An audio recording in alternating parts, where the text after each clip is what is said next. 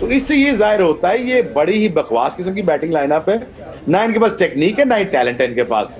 पहली बात तो ये प्लीज अपने जहनों से निकाल दे, टैलेंटेड नहीं है ये, टैलेंटेड नहीं है ये। टैलेंटेड होते तो पाकिस्तान को मैच बना के देते। पाकिस्तान अगर थोड़ी सी बैटिंग अच्छी कर लेते और मिडिल ऑर्डर में वो जो जल्जला नहीं आया था, ऐसे लग रहा था कि जल्जला आ गया है कि जो सामान बचा है वो लेके और दौड़ लगा दो, डायरेक्शनलेस, इधर भाग उधर भाग, ना कोई प्लानिंग ना कोई स्ट्रेटेजी। सडनली पता नहीं क्या हो जाता है कि जो टॉप ऑर्डर की एक ब्रिलियंट बैटिंग थी वो सोच रहे होंगे कि और उनको कितना करना है। बासित भाई, अब तो ये कहते हुए भी ना ऐसा लगता है कि हम रिपीट कर रहे हैं अपनी बातें कि शर्मनाक शिकस्त और बड़े अफसोस की बात है। और ये मैं इस नतीजे में पहुंचा हूं कि हमारा स्टैंडर्ड ही यही है, और जरा सी कोई पिच में मुश्किल आ गई, जरा कुछ संभल के खेलना पड़ा तो ये हालत होगी।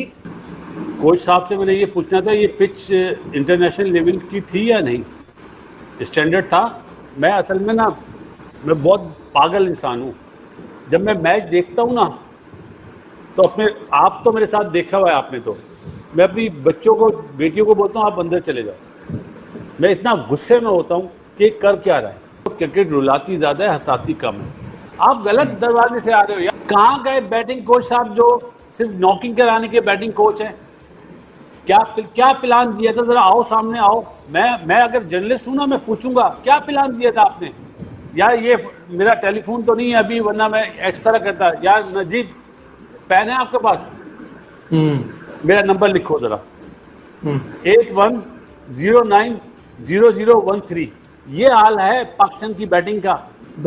अफसोस इसके साथ कहना पड़ता है। कैसे हो रहा है ये? और तो अब ये हम हमारे यहाँ तो गोरा भी आता है तो उसको हम अपने रंग में रंग देते हैं। बहानेबाजी पिच की, यार पिच की बहानेबाजी, ये हमें बेवकूफ समझते हैं। करने गए हैं भाई, ये कौन सी क्रिकेट खेलने गए हो? मैं बेशर्मों वाली परफॉर्मेंस दिखाने वालों। ना ही तुम लोग फास्ट बॉलर्स के लिए की वजह से जाने जाते हो, पहचाने जाते हो, और ना ही तुमसे उनके खिलाफ बैटिंग होती है। ना ही तुम्हारे पास कोई अच्छे फास्ट बॉलर्स हैं, और ना ही तुम कोई अच्छे फास्ट बॉलर्स के खिलाफ खेल सकते हो।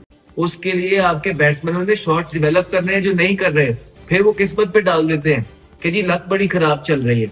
ऐसा नहीं करें। आई थिंक अब टाइम आ गया है कि कुछ डिसीजन और पाकिस्तान को लेने पड़ जाएंगे। अगर कुछ प्लेयर्स ने अपने आप के ऊपर काम नहीं किया, परफॉर्मेंस करके नहीं दी, अपना बेस्ट फुट फॉरवर्ड ना रखा, तो वो टाइम दूर नहीं है कि टेस्ट क्रिकेट के अंदर भी कुछ बड़े और मेजर डिसीजन लेने पड़ जाएंगे। क्योंकि हर किसी का मिल बांट के स्कोर करना बहुत जरूरी होता है, और वो लोग जो पीछे रह जाते हैं वो फिर इंटरनेशनल लेवल पे कोप करना बहुत मुश्किल हो जाता है।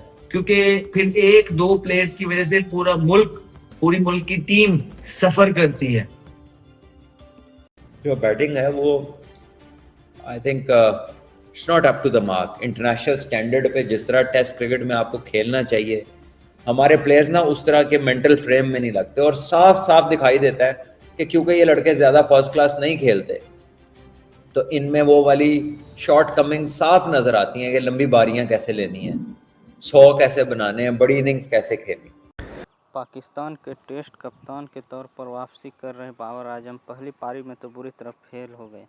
वेस्टइंडीज़ के खिलाफ टोरोबा में खेले जा रहे पहले मैच के दूसरे दिन बाबर सिर्फ 23 रन बनाकर आउट हो गए और अपनी टीम को मुश्किल में डाल दिया।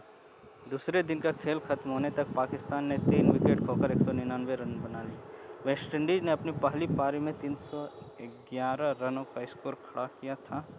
इस लिहाज से पाकिस्तान अभी भी मेज़बान टीम से 112 रन पीछे हैं। स्टंप की घोषणा तक शान मसूद 88 रन बनाकर खेल रहे हैं, जबकि सलमान अली आगा खाता खुलना अभी बाकी है।